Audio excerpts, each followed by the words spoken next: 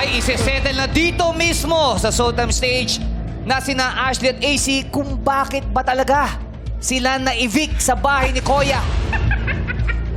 At para matahimik na ang netizen, idadaan nila to sa Gagam Battle.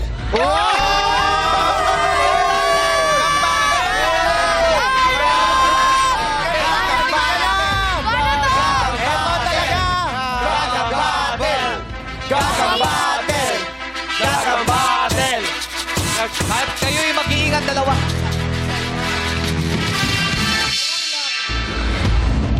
Ayan. Akin na yung shoes mo. Sasama ko sa garage sale ko. Kailan ba yung garage sale mo? Oh, mag-iingat. Safe yung damit niya. Tinahi daw sa skin niya. Sabi ni Ashley, safe po to tinahi sa skin ko. Ano, Yung makopa, umalis ka. Maglalaro na sila. Ashley, upo ka. Baka upo. Let's go. Oh, dahan-dahan. Gagam Battle! Mas mahirap pa pala yung lumabas sa battle. Halaka, isip na kang balance!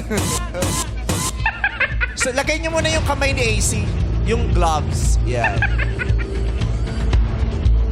Mas mataba pa yung ano kaysa kay AC. Mas mataba pa yung orange na tinutungtungan.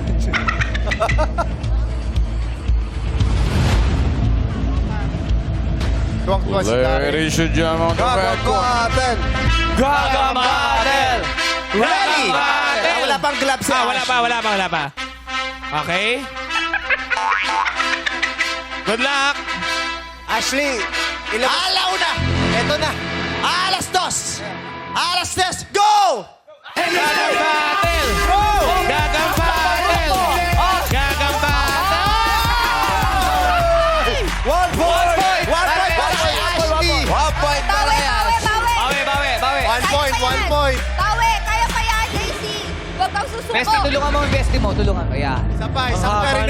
Pero ni AC, umi-split lang, nakasakay siya ulit.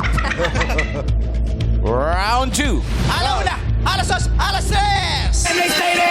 Ashley! Ashley! AC! Ashley! Patunayan ko kung sino ang totoong ganda ko ba? Ako, bumagsak na naman. 2 points na si Ashley. Panalo na si Ashley! Wala na,